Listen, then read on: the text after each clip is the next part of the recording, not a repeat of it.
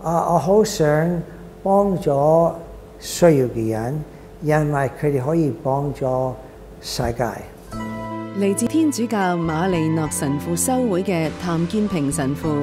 過去30多年服務香港同埋中國內地，走遍監獄、醫院、街角、山區同貧瘠嘅地區，關懷社會上有需要嘅人。80年代中，譚神父開始擔任懲教處義務司鐸，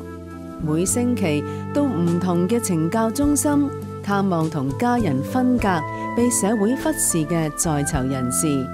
聆聽佢哋嘅需要，成為佢哋嘅同行者。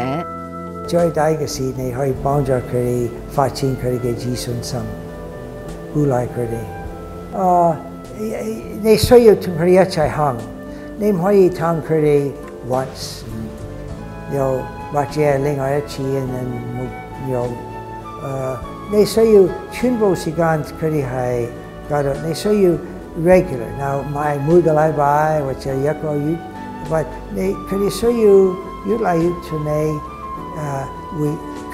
佢哋遇到一個特別嘅時間，佢哋知我可以嚟幫助佢。每一次嘅探訪，譚神父都會走出探訪室，親自到懲教中心不同角落同囚友見面，俾佢哋支持同埋鼓勵，等佢哋感受到關愛同尊重。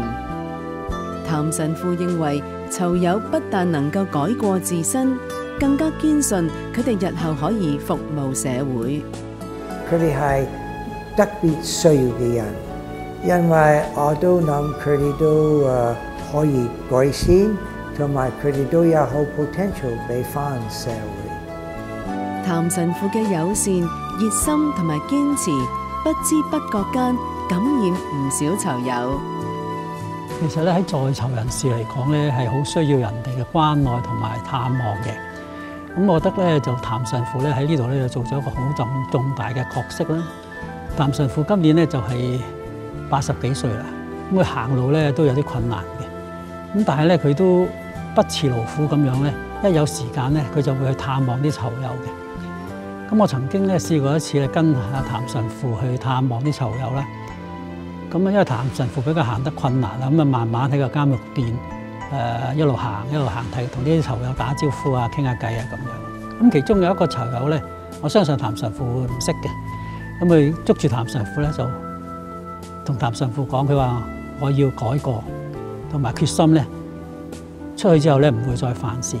咁我睇到咧譚神父喺呢度咧係個感染力咧，對啲囚友嘅感染力咧係好厲害嘅。年屆80歲嘅譚神父將喺數年後就退休啦，但係佢冇打算返美國，反而心繫一班在囚人士，希望繼續留港為佢哋服務。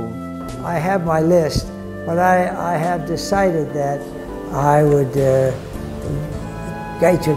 幫啲囚監嘅人。Yeah, I think they're really 好難離開佢哋。